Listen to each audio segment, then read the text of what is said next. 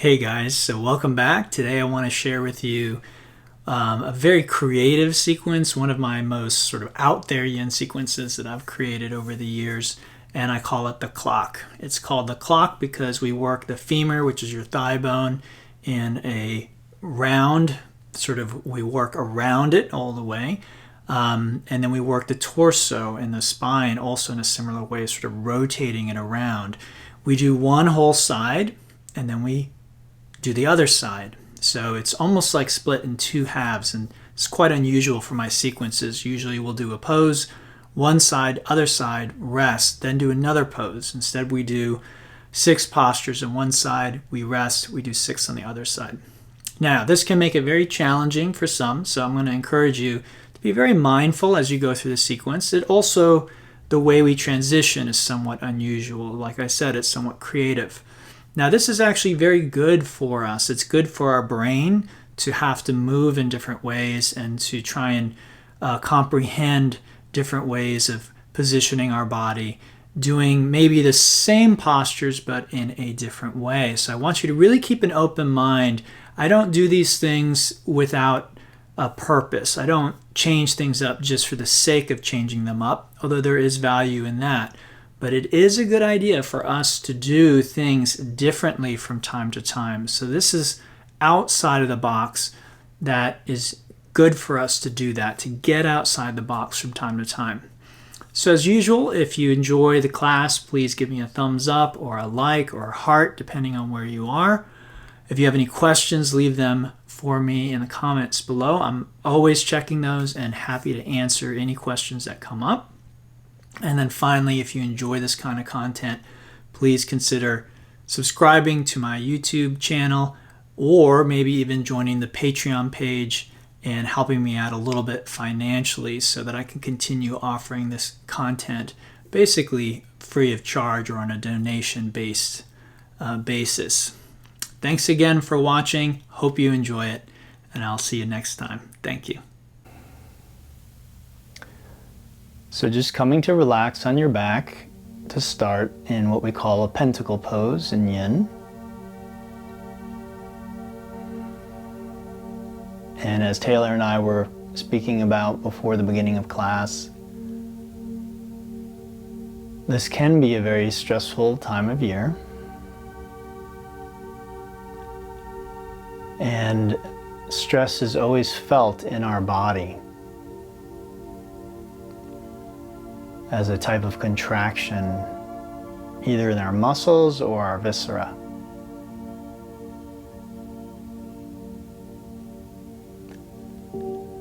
And this might not be immediately obvious, but just allowing yourself to notice that actually helps. You might say that's the beginning of the healing process.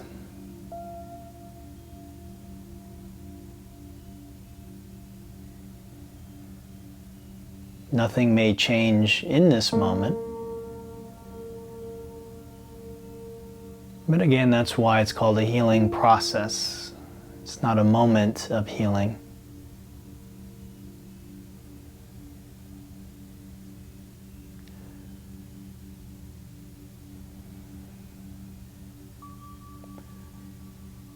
Let's begin our Yin practice with a cattail pose. So we take the left leg extended up and drop it over to the right side. And you can have that leg straight or bent, that is up to you. And then prop your head up on your right hand and elbow, like I'm doing. Take the right leg and move it as far away from the left leg as you can. And then bending the knee, reach back, grab the foot, and pull the heel in towards your buttocks, and you should feel a stretch at the front of your right thigh. Different options are to have your left leg straight or bent, closer to your face or further away from your face, to lean back further, which I encourage you to do today because this is supposed to be a twist, we want to emphasize that twisting in the spine. And also the position of your right foot, pulling it in closer to your buttocks, kicking it back while still holding it, moving it higher or lower in relationship to the ground will change the stretch that you feel.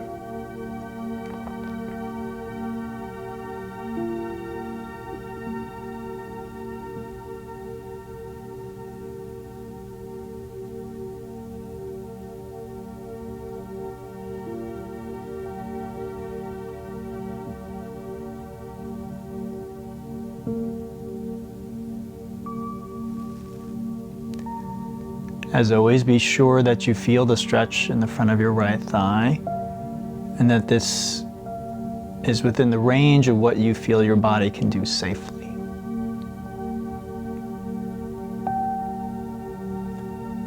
If either of those conditions are not met, just gently come out of the pose or alter it in some way so that it does feel safe and effective. Or come out of the pose and just let me know, and I'll be happy to help you modify it.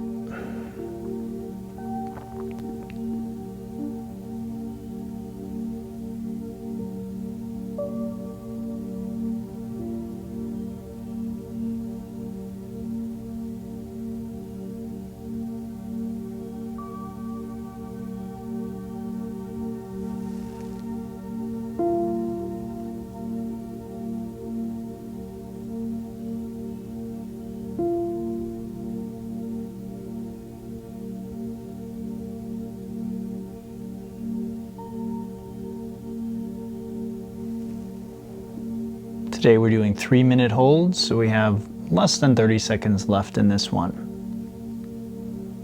Now the transition will be quite different than the way we normally transition from one pose to the next.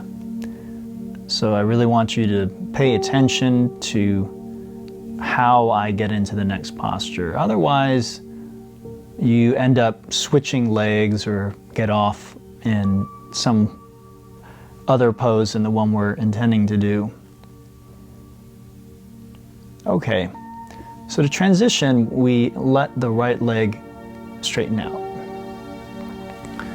Taking the forearms to the ground, prop yourself up on the forearms, and then your left leg can continue facing sort of out to the side like it was, or you can choose to pull it in more like this if that's more comfortable for you. Then as you can see, I'm propping myself up on my hands. This is called a half seal pose. Similar to the sleeping swan, except for this leg, position of this leg. And if this pose is really disagreeable to you, you could substitute a sleeping swan. But what we want to feel is a stretch at the front of our right hip. Those are called our hip flexors. So we want to feel a gentle stretch at the front of the hip there. A little bit of gentle compression in our back. This is also functioning as a back bend today.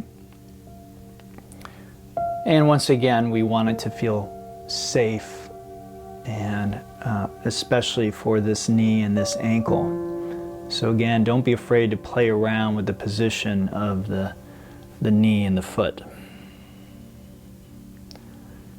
Got just about 2 minutes left in this position.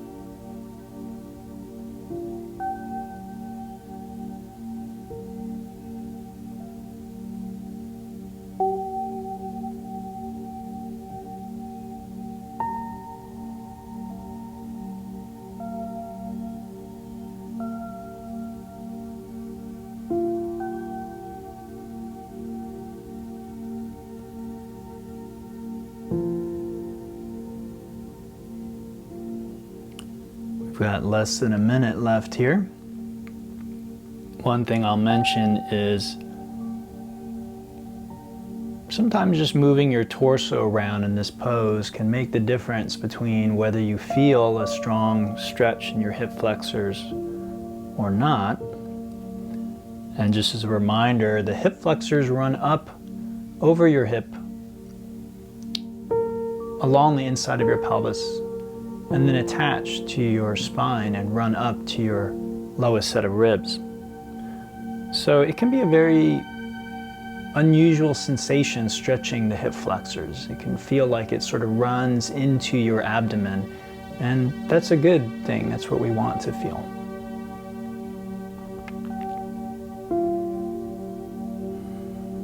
Okay, we will transition into our next pose. This is a little bit of an awkward transition again.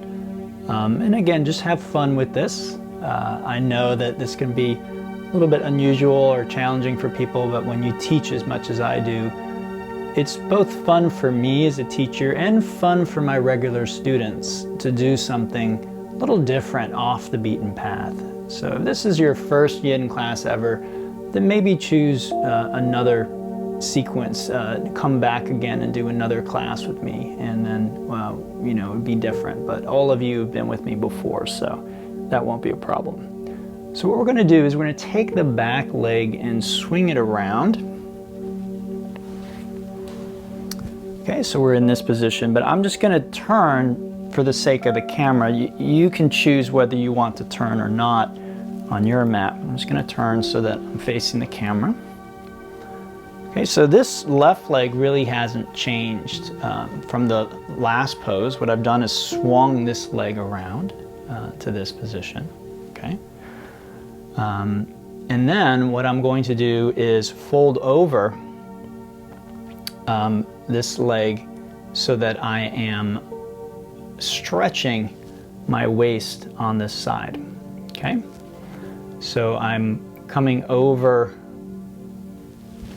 the right leg, and I roll my shoulder back and I try and stretch my left waist and ribs.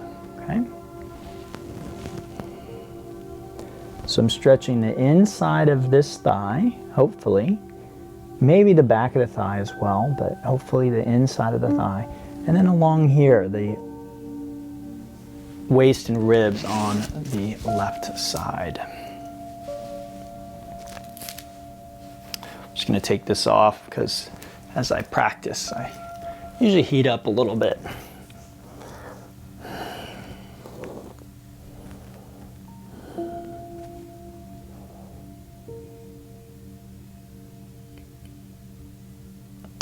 So this is, for many, myself included, a challenging posture. And one of the things I learned from my yin teacher, Paul Grilly, is that yin can be quite challenging. It is a form of exercise. And most exercises, if they're effective, they are challenging us in some way.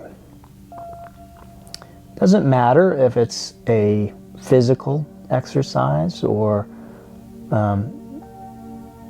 math equations at the back of your math book, exercises for you to do for homework. If it's too easy, there's really no growth and there isn't any learning happening. It's when we find that sweet spot between what we can do and what we can't do, that in yoga we call the edge. When we find our edge, that's really where we're getting the most benefit from our practice.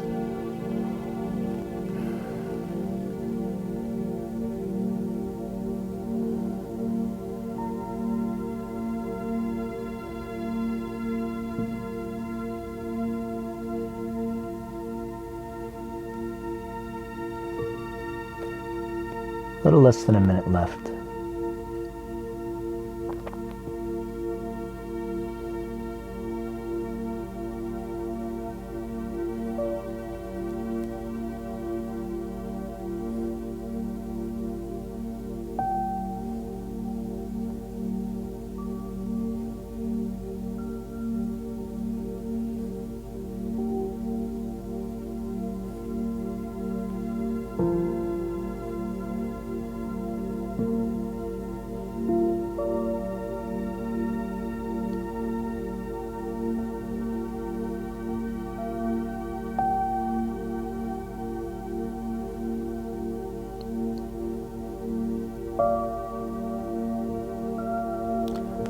Okay, this should be a fairly easy and straightforward transition. So that's called a lateral half frog. And now we'll come into a more standard half frog, and our target is the hamstrings, the back of that straight leg. So you could keep this knee as it is if you want, but you can also choose to do that, which will be much easier for many people. Again, I'll just turn a little bit so I stay on my mat. You can see this leg has really not changed position in a few poses, the position of my foot here. Now again, if that's really problematic, you could take the foot and put it here or cross it over. This leg is not the important leg.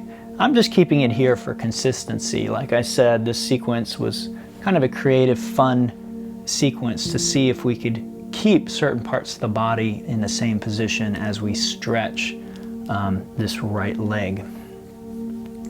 So we're going to fold over the right leg. And as usual in Yin Yoga, I don't encourage a lot of pulling, yanking, pushing. Just see if in a forward fold like this one, if you can just relax your body and let gravity take over.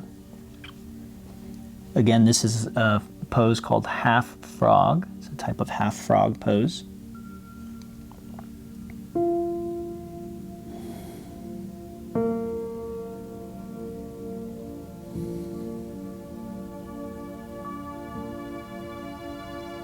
In this half frog today, we are stretching the back of our right thigh and then also gently decompressing our low back.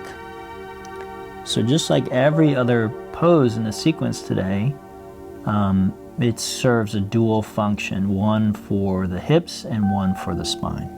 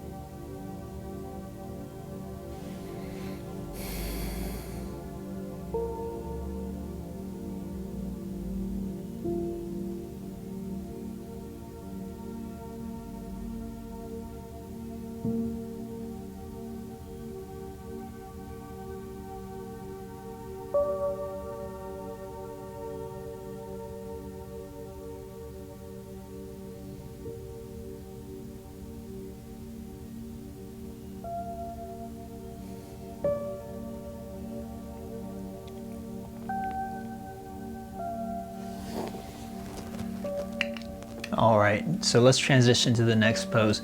I'm going to turn just for the sake of the visuals again for the camera so that you'll be able to see clearly, but I want you to imagine that I haven't really changed position, okay?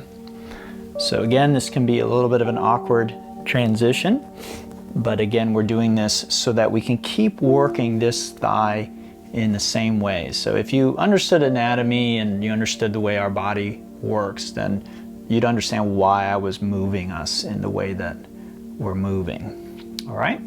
So what we'd like to do now is rotate this femur. And the main way that we do that is by using this bottom part of our leg.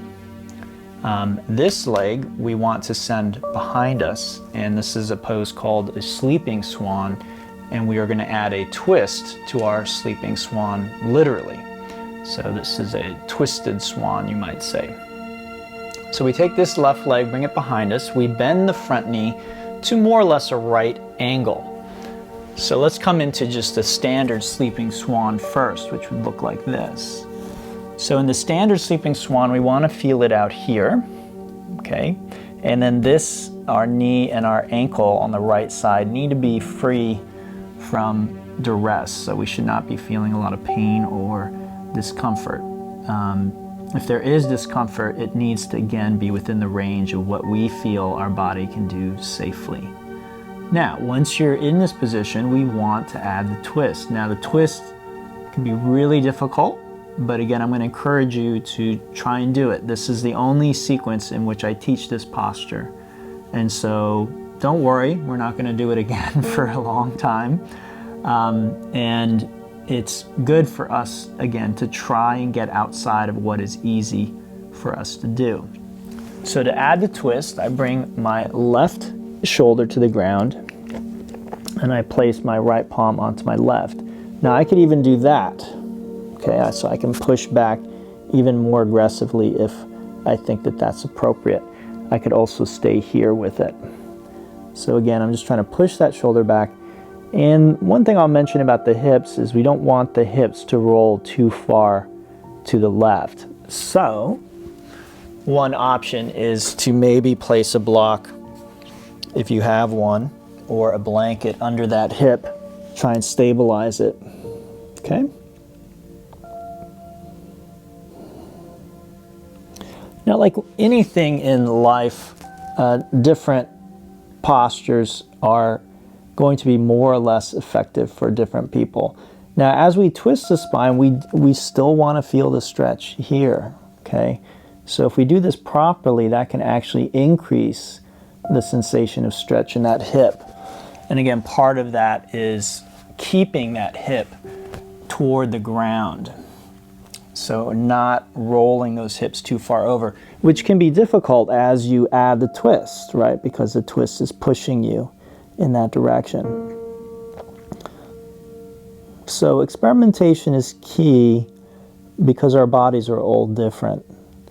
And this is one area that can be problematic in yoga, is some very famous and well-known teachers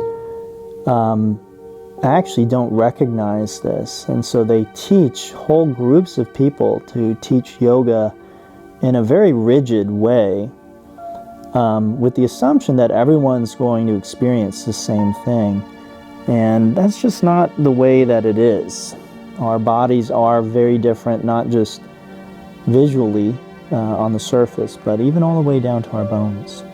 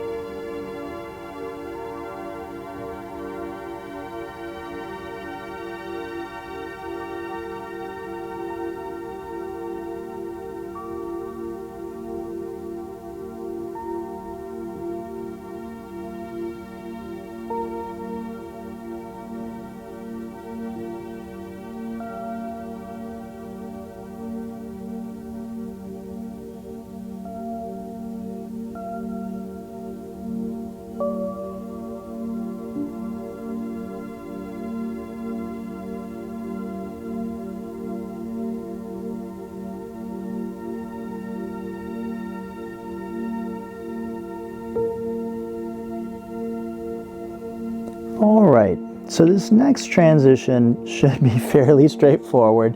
Just gonna roll onto our back. Now, I again position myself in a certain way for the sake of the camera, but if you've done this properly, you should now be back in the position that you started in, which was your head here where your feet normally go, and your legs are down where your head would normally be on your mat. We have one more pose to go, and this is a very easy, straightforward yin posture, and it's called banana pose. I'm going to take my hips and I'll move them over to the right edge of my mat. Okay, so I move on over right edge of the mat. And then what I'd like to do is take my left leg and move it to the left, and exactly how far just depends on you. And then you take your right ankle over your left. Reach up, grab your right wrist with your left hand, and then pull yourself over until you begin to feel a stretch in your right waist and ribs. Now, I don't feel it, so what I'll do is this, sort of scoot myself over even further. Now I feel it, okay? Ideally, I also feel a stretch in the outside of my right hip. So my right leg is coming into something called adduction. As I said earlier, every posture in today's class has two functions. Now, what you find when you have poses that have two functions is usually one of those functions is better served in a pose. Now, sometimes that's true for everybody, or sometimes it's true just for certain individuals. So in this pose, I'm definitely feeling more hips and ribs than I am, or waist and ribs than I am in the hips. And that's just kind of the way that it is for my body. And I suspect it's that way for most people. And, don't worry about it. We will do a hip flow, one of these weeks, and we'll get really deep into adduction another time. So again, we don't need every pose in every class to be maximal in order to benefit. It's good for us to do things in different ways, to try different things. The variety itself is good for our body. So even if we figure out the perfect way to stretch a certain part of our body, we don't necessarily always want to stretch it in exactly the same way.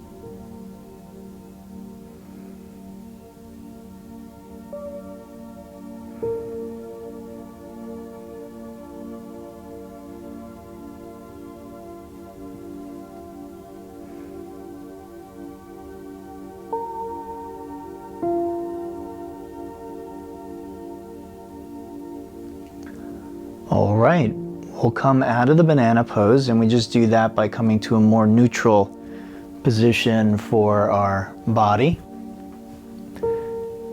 Neutral just means relaxing, easy, comfortable.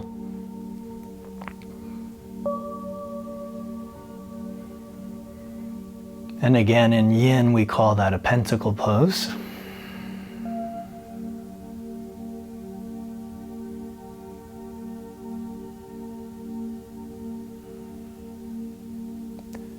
As you relax in your pentacle, I'm going to invite you to notice the sensations in your right thigh and compare that with how your left thigh feels.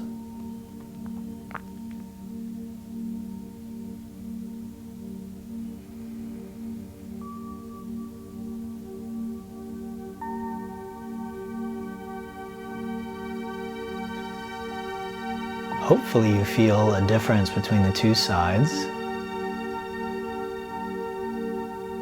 On the right hip, we moved our femur bone through its 6 articulations. We stretched the major myofascial compartments in the thigh and hip.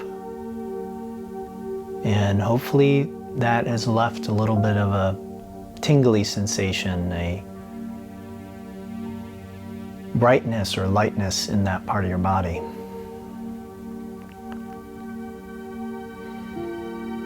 By comparison, my left thigh feels a little dull, kind of sleepy, dark, you might say. Not bad, but definitely can feel a difference between the two.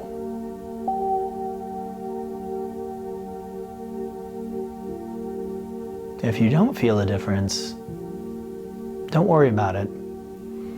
This will likely come with time. Okay, let's do the other side now. So we did 6 postures on one side, which again is very unusual. I don't normally do that in a sequence, but again, this sequence is meant to be a little bit playful, a little bit different. So let's start on the other side. I will keep my head in this direction this time, again, because I'll be facing the camera. So we bring the right leg up and drop it over to the other side. I prop my head up on my hand and elbow, and then I take this left leg and just move it back, okay? And then bending the knee, I reach back, I grab the foot, that's cattail. I verify that I feel the stretch at the front of my left thigh. And then I can try leaning or laying back, deepening the twist. You can see I can't go very far, and that's just my body. I just don't have a huge amount of flexibility in my torso. And this is after over a decade of working with these postures. And usually at that point, if you've been stretching that long and working that long, that means that probably there isn't going to be much change in that direction.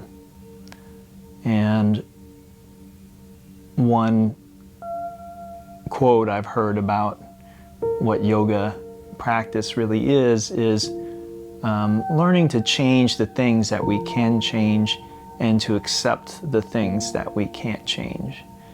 And that's not a bad way of thinking about our practice. There'll be certain things that we can change about our body for the better. Our bodies are adaptive. They do change constantly. And so if there's certain things we don't like, certain things that are unhealthy, we can potentially change those. But just as important is learning to accept, and you might say even to love, the things that we won't be able to change. And this is a big part of growing, I think not only as a yoga student, but also just as a mature adult individual.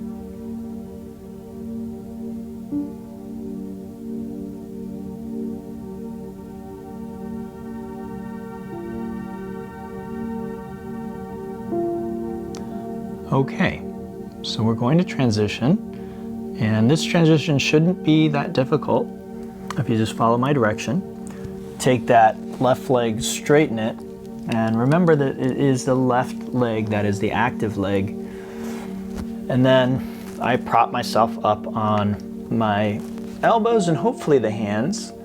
And then again, I can keep this knee out to the side or I can pull it in. I like pulling it in. It just feels more effective and better this way for me. But as I said, earlier in the practice, our bodies are different. They're different. So if you are constantly trying to mimic what I do, regardless of what you're feeling in your body, you may actually not be getting as much benefit as you could be from the practice. So don't be afraid to get away from what I'm doing and experiment, and just make sure you feel that stretch at the front of your left hip, a little bit of compression in your back, and then it feels safe. About 2 more minutes left here.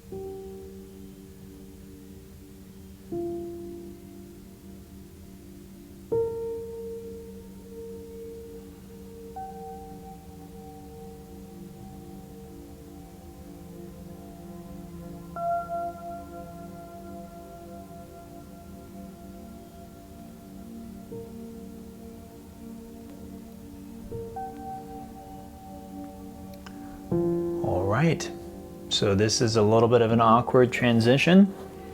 Maybe you were a little confused on the first side. Maybe it's a little clearer what we're going to do this time. Again, I'm going to take the back leg, which is the active leg. It's the left leg on this side, and I'll swing it around.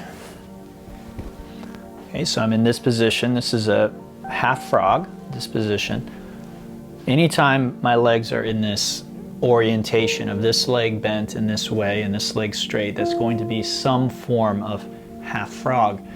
Now, half frog can be used in several different ways. I can use it to stretch the hamstring. I can use it to stretch the adductors. And in this case, I'm going to use it to also stretch my waist and ribs on the right side. So it's called lateral flexion. So I do that by folding over the leg. Now again, I might already feel intense stretching here, and you don't have to pull, okay? Once again, I don't have to be aggressively pulling down. I'm just holding the foot. I could even use a strap. And then from there, if I don't feel enough intensity, I can begin to stack or roll my right shoulder over my left shoulder. And now hopefully I begin to feel that stretch. Again, there's one stretch here, and then another stretch here.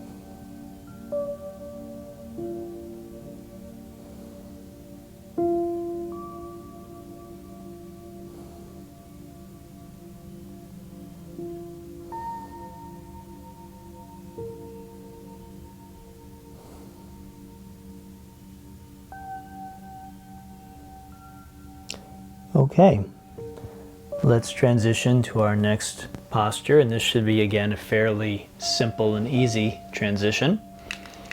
This leg could stay here, but I think for most people it's going to make sense to pull the leg in.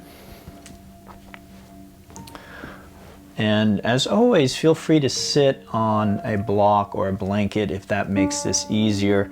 For some people, this position of the knee, they'll feel a lot of sensation in their knee or their ankle, which will make it very uncomfortable. So feel free to change this leg if necessary. Again, this is kind of just for fun that we're keeping this leg the same. It's really this leg that we're interested in, and we'll fold over it for a classic hamstring stretch in the back of the thigh, and then a nice rounding of the spine to decompress the low back. It is important you let your back round here, okay?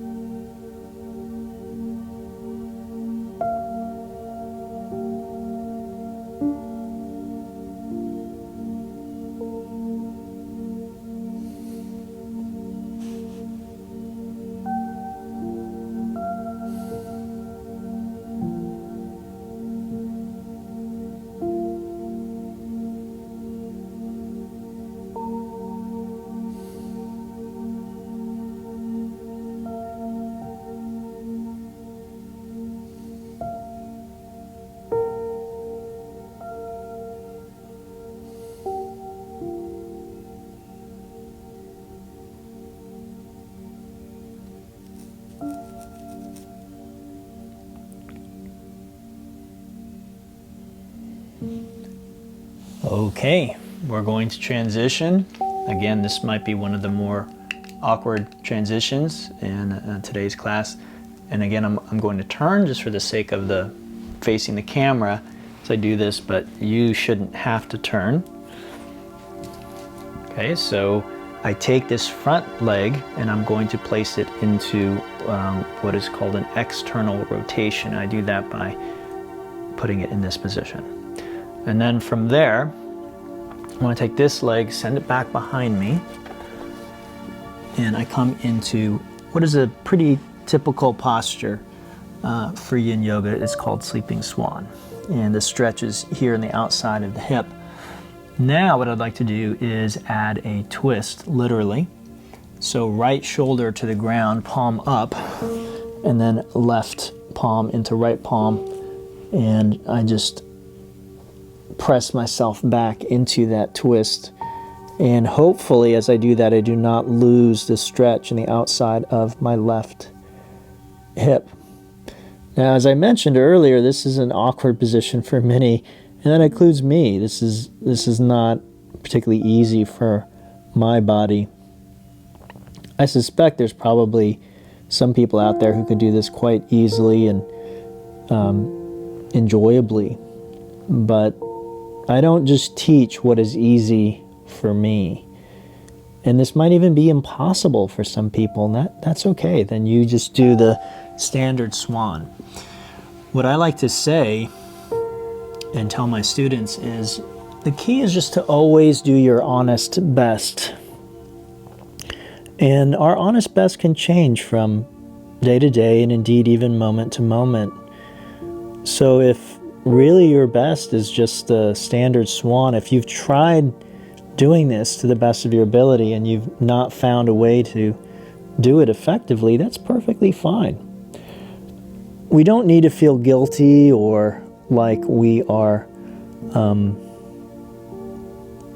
not measuring up in some way. We try our best, and our best is good enough, as long as it's really our best. Because if we do our best, we'll get the most out of our practice, and that's what's important.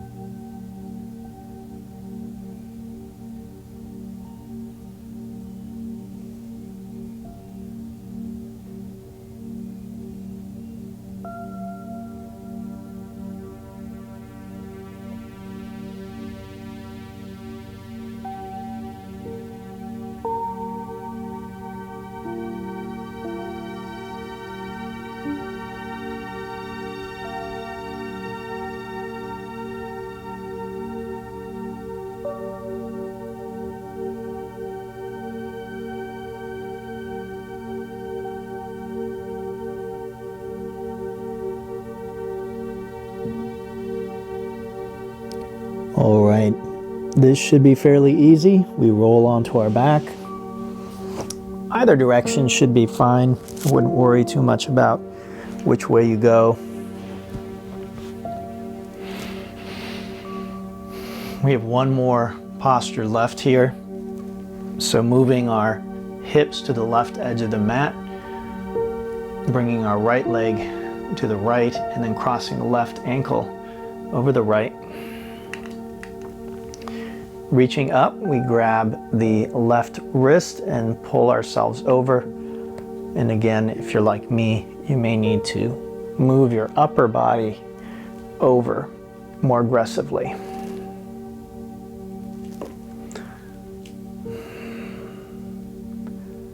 Today, if possible, make sure the stretch is felt down. Ribs, waist, and even hip. And on this side, I feel the hip pretty well.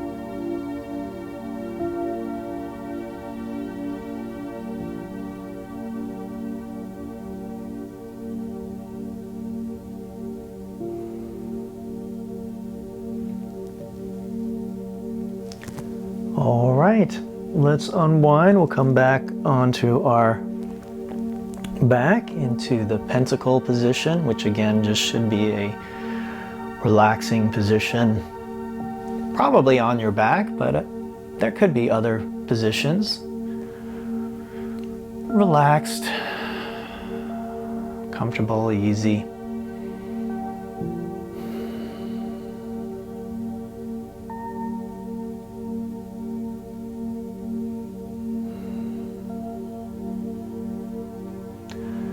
After a few breaths on your back like that, you could bring your legs in, give them a little squeeze and shake it out a bit.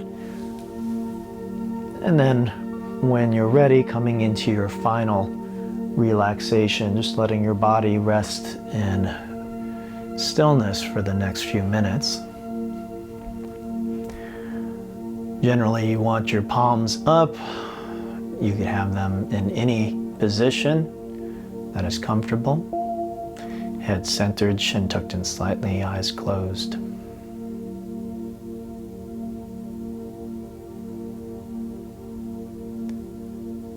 And what I recommend is taking the next 6 minutes or so to just be still.